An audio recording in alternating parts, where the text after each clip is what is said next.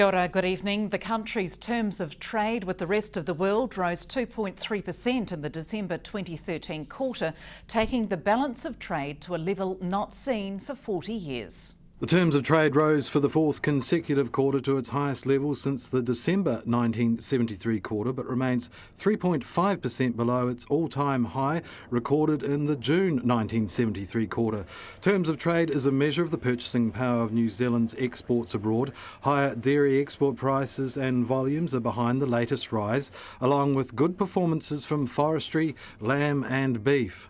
Export prices for goods fell 0.5% following an 8.9% rise in the September 2013 quarter, while import prices for goods fell 2.8%. The services terms of trade rose 1.5% in the December 2013 quarter due to export prices rising and import prices falling. Driver licensing for motorcyclists now has options with the introduction of a competency-based training and assessment, or CBTA. Motorcyclists can now choose how to gain restricted and/or full motorbike licences. Options now include the traditional driver licence testing regime, the new CBTA, or a combination of the two. The CBTA system also introduces a competency-based time reduction, meaning riders can progress licensing faster if they demonstrate the necessary skills. Experienced industry-based assessors approved by the Transport Agency will be used to train and assess motorcyclists' abilities. CBTA is an initiative of Government's Safer Journeys strategy and is designed to keep motorcyclists and other road users safe. Venture Southland is coordinating the discovery, documentation and restoration of war memorials around the Southland region. With the centenary of the outbreak of the Great War approaching, a call's gone out to the public to help locate some of the more hidden and obscure memorials. Experts believe there could be as many as 600 memorials of various shapes and sizes around the region. Venture Southland Communications Manager Phil McCarthy provided a progress report of the Heritage Project. At the moment we've got about 17 that have been restored. There's 3 that have had the reports done on them, and there's some structural work which needs to be done with some of them as well. So there's 3 that are fairly well through the process, and there's about 17 more that are just still in the process of getting the heritage reports, and also the just what needs to be done to bring them up to spec really. So what sort of restoration work's been undertaken? Well, they're doing some of it's cosmetic and some more of it is a bit more structural, so just I think it varies from the very sort of superficial to just giving them a bit of a tidy up to actually some of them which need some work in terms of maybe the marble or the the engraving, that sort of work. So it sort of varies between some of them have coped quite well over the years and some haven't, just depending on where they are and the weather conditions, that sort of thing. So yeah, and also when they were constructed. How many have we got in the region, and yes, where are they? What are some of the more obscure locations you're finding? Well, the war memorials range from bird baths to gates to avenues of trees. So up around Mandeville you'll notice these large old trees, these avenues of trees, gates at schools and in cemeteries. You've got the roll of honour boards, you've got all sorts of things. So yeah, it's interesting what's coming out of the woodwork literally. So what funds have been made available, and how much community involvement has there been? Are there locals pitching in and carrying out some of this work? Yeah, I think there's Ventures involved in purely a coordinating role, so they're helping those groups source funding from Lotteries Commission, because there's obviously quite a lot of funding on offer for the various commemoration projects for World War I, and also Gallipoli obviously next year is a big focus, 2015 the centenary for Gallipoli. There's book projects, there's some websites that are being planned to overall bringing it all together, and also some education in schools, so creating some material for children just to bring it up to date really with a contemporary focus, so.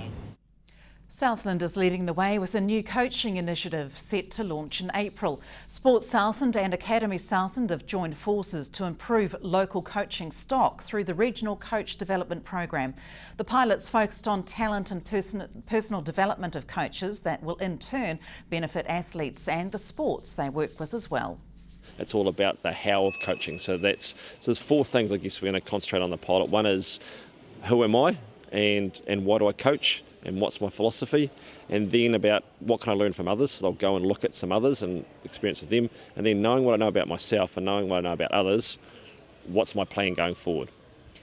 You're limiting the numbers to perhaps 8? Yeah, 6 to 8 at this stage, and that's purely it's a little like the Academy Southland program. While we could have 40 coaches, it's about giving quality to those, like 6 to 8 coaches. And we're looking at that, not their top coach, but we're looking at their next development coach that they've got. So you're not looking at people that are fronting franchises or coaching franchise teams? No, not at all. No, they often get quite well supported, and we're looking at, not many sports have succession plans. It's blooming hard to have succession plans for coaching, so that's to support those guys as well.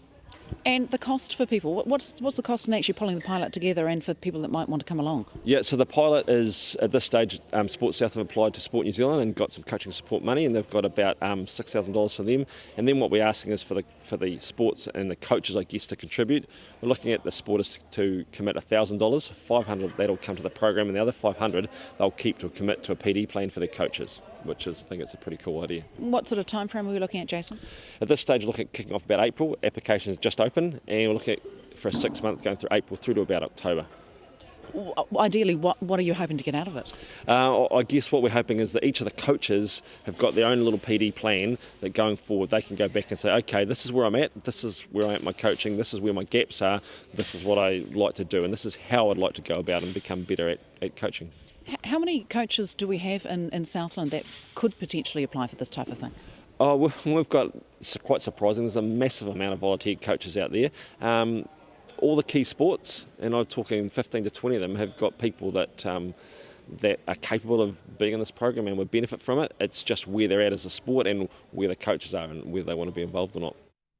Stay with us after the break. We profile the National Party's nominee for the seat of Invercargill, Sarah Dowie.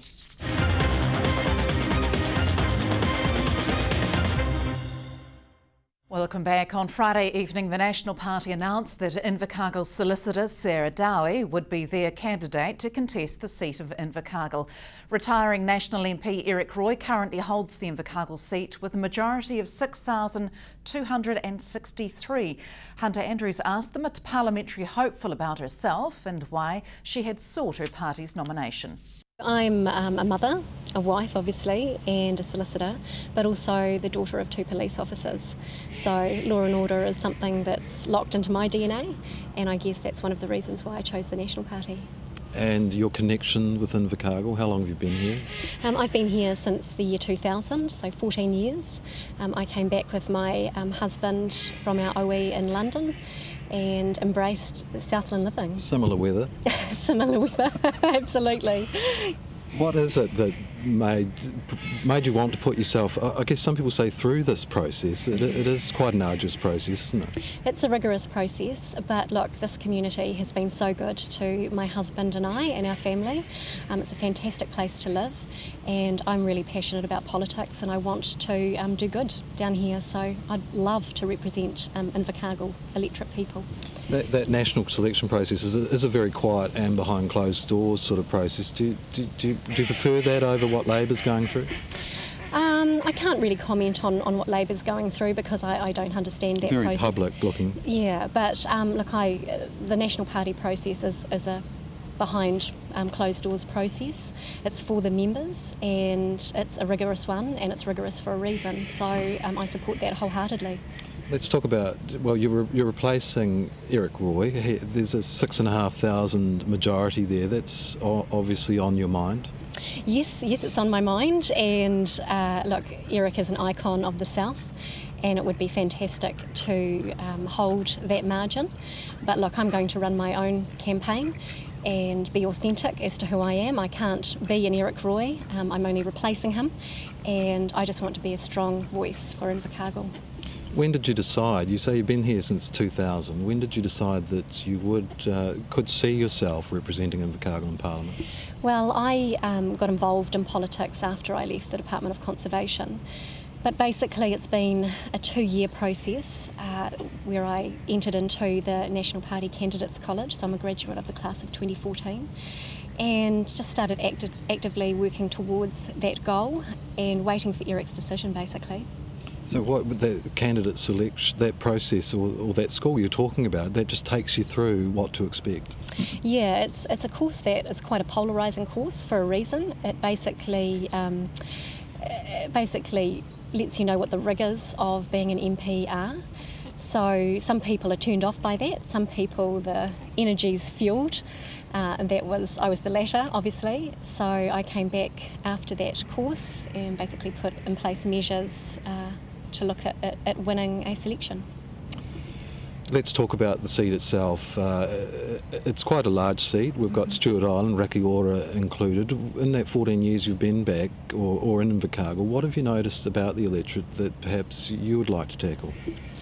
Well, look, I mean, I still think it's about the economy. Obviously, we need to manage our finances really prudently. It's about sensible policies so that we generate wealth and increase job supply. And then once our wealth is increased, we can look at a further suite of measures to protect our most vulnerable, like our children and our seniors. We've chosen to make Invercargill our home. It's a very affordable housing. It's a nice place to live. Do you despair a little when you see those Auckland-centric type policies, enormous house prices up there? Should we try and encourage people down here? Is that a focus for you at all? Well, I mean, the latest stats have shown that Invercargill's population is stagnant. So, you know, that's something that I would love to do, is advocate for policies that are provincial in nature, and obviously encourage more people down here to the south. As this is a community to thrive in, so that would be good. Right, we've got a few months before the election. What action for you? Is this full-time campaigning for you from go, or will you just ease yourself into it? Well, I've hit the ground running after my selection. I obviously went to the AMP show and then to the Relay for Life, so pounded the track there. But look, it will be full-time for me 3 months out from the election, and it'll probably be part-time to 75% now, so yeah, looking forward to it. It's all about getting your face and ideas out there now, isn't it? Because people have been saying to me, who is Sarah Dowie? Yeah, absolutely. Name recognition is one of the things for electioneering, so I'll be getting my face out there, meeting the people, pounding the pavements, and just really listening to what people want, and formulating some more ideas from there. Without giving away figures, there is obviously resources to fight the election down here. There are things that go along with campaigning. There are billboards and advertising, that sort of thing. How is the war chest? Well, you'd have to speak to our campaign treasurer about that, because... But you're confident resources are there? Oh, look, I'm confident that we can obtain the resources to do a good job, yeah. And that's all from the news desk this Tuesday. Sport follows, the weather up next from the news team. Good night.